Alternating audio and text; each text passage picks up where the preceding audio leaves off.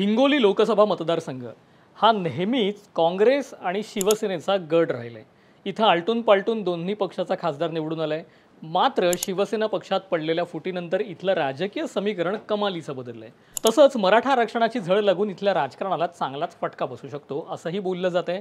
जाणून घेऊया काय आहे हिंगोली लोकसभा मतदारसंघाचा राजकीय सातबारा। नमस्कार, मी सिद्धेश आणि तुम्ही पाहताय सातबारा लोकसभेचा।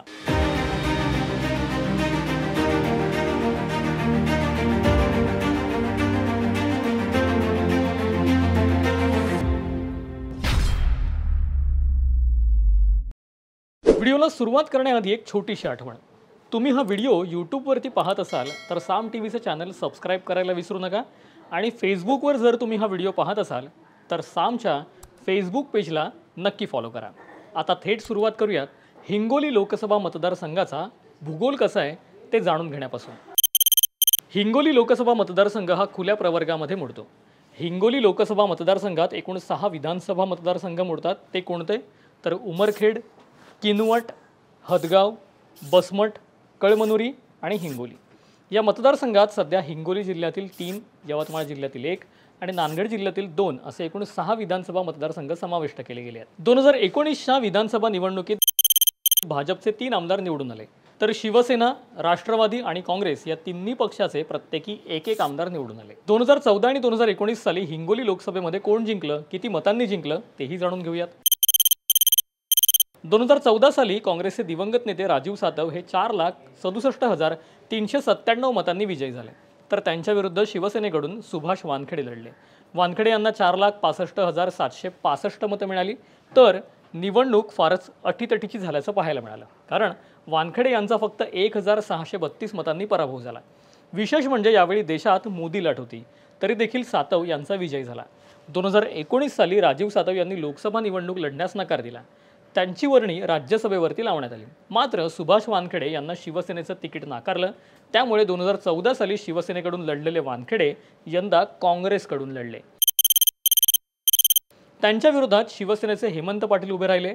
पाटील यांना तब्बल 5,86,312 मतं मिळाली आणि त्यांचा विजय झाला, आणि सुभाष वानखेडे यांना 3,08,456 मतांवरती समाधान मानावं लागलं। सुभाष वानखेडे यांचा पराभव नियतीनेच ठरवला होता की काय अशी शंका येते, कारण 2014 साली मोदी लाट असूनही आणि वंचित फॅक्टर नसूनही वानखेडे यांचा फार कमी मतांनी पराभव झाला। पुढे त्यांनी काँग्रेसमध्ये प्रवेश केला, त्यांना तिकीटही मिळालं, पण तरी त्यांचा पराभव झाला। इथे वंचितमुळे त्यांचा पराभव झाला असं म्हणणंही चुकीचं ठरेल, कारण वानखेडे आणि वंचित यांना मिळालेल्या मतांची बेरीज केली तर त्यांचा पराभव निश्चित होता असं दिसतं। वानखेडे यांना 3,08,456 मतं मिळाली, तर वंचितच्या उमेदवाराला 1,74,051 मतं पडली। या दोन्ही मतांची बेरीज 4,82,507 इतकी होते, तर शिवसेनेला 5,86,312 मतं पडली। वंचितची मतं जरी वानखेडेंना पडली असती तरी 1,03,805 मतांनी त्यांचा पराभव झाला असता। शिवसेनेमध्ये पडलेल्या फुटीनंतर त्यांनी स्वगृही परतण्याचा निर्णय घेतला। त्यांचं आता शिवसेनेच्या ठाकरे गटाला समर्थन आहे। 2014 आणि 2019 मधील पक्षांना मिळालेल्या मतांची आकडेवारी काय सांगते त्यावरही नजर टाकूयात। 2014 साली शिवसेनेला 48.42% इतकं मतदान झालं, तर काँग्रेसला 48.59% मतदान झालं। इथं काँग्रेसचा उमेदवार जिंकला, पण फक्त 0.17% फरकाने। 2019 साली शिवसेनेला 50.65% मतदान झालं, तर काँग्रेसला 26.65% वरती समाधान मानावं लागलं। 2014 आणि 2019च्या निवडणुकीत काँग्रेसला मोठा फटका बसला, तब्बल 21.94% काँग्रेस पिछाडीवर गेली। आता हिंगोली लोकसभा मतदारसंघात कोणत्या पक्षाकडे लोकसभेत मतांचा कौल किती जातोय हे आपण पाहिलं, पण 2014 आणि 2019 मध्ये तिथे राजकीय ताकद कोणाची कशी होती तेही पाहूयात। 2014 मध्ये मोदी लाट असूनही हिंगोली मतदारसंघावरती फारसा इफेक्ट झाला नाही। इथं भाजपचे 2 आमदार निवडून आले, तर शिवसेनेचे 2 आमदार निवडून आले। काँग्रेस आणि राष्ट्रवादीचा एक उमेदवार इथं निवडून आला, तर 2019 मध्ये भाजपचे 3 आमदार इथं निवडून आले। शिवसेना, राष्ट्रवादी आणि काँग्रेसचा प्रत्येकी एक आमदार इथून निवडून आला। 2019 मध्ये शिवसेनेकडून 1 जागा इथली कमी झाली। 2019 मध्ये आणखी एक उमेदवार जिंकल्यानं भाजपचं बळ काहीसं वाढलं। आता काही प्रश्नांची बेसिक उत्तरही देऊया।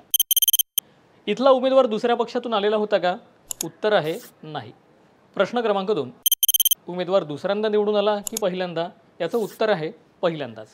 प्रश्न क्रमांक 3, युती किंवा आघाडीच्या उमेदवाराला फायदा झाला की तोटा झाला? याचं उत्तर असं आहे की युतीला फायदा झाला. यानंतर येतो सगळ्यात महत्त्वाचा आणि शेवटचा प्रश्न, तो म्हणजे प्रश्न क्रमांक 4. पक्षातील फुटीनंतरचं राजकारण नेमकं कसं आहे? 2019 सालच्या निवडणुकीनंतर राज्याच्या राजकारणात 4 मोठे भूकंप झाले. शिवसेना आणि राष्ट्रवादी पक्षात उभी फूट पडली. 2019 साली कळमनुरी विधानसभा मतदारसंघातून संतोष बांगर शिवसेनेच्या तिकिटावर निवडून आले. पक्षात पडलेल्या फुटीनंतर संतोष बांगर यांनी प्रथम ठाकरे गटाला समर्थन दिलं. त्यानंतर त्यांनी शिंदेंकडे मोर्चा वळवला आणि शिंदेंना समर्थन दिलं. तर राष्ट्रवादीत पडलेल्या फुटीनंतर चंद्रकांत उर्फ राजूभैया नवघरे यांनी शरद पवार गटाला समर्थन दिलं. त्यामुळे आता इथली निवडणूक अटीतटीची होणार आहे. किनवट विधानसभा मतदारसंघात 2009 आणि 2014 मध्ये राष्ट्रवादी काँग्रेसचा उमेदवार निवडून यायचा. मात्र 2019 मध्ये इथं भीमराव केराम भाजपकडून निवडून आले. हिंगोली लोकसभा मतदारसंघात शिवसेना आणि काँग्रेसचा बोलबाला आहे. इथं आलटून पालटून काँग्रेस किंवा शिवसेनेची जागा हमखास येते असं आकड्यांमधून दिसतंय.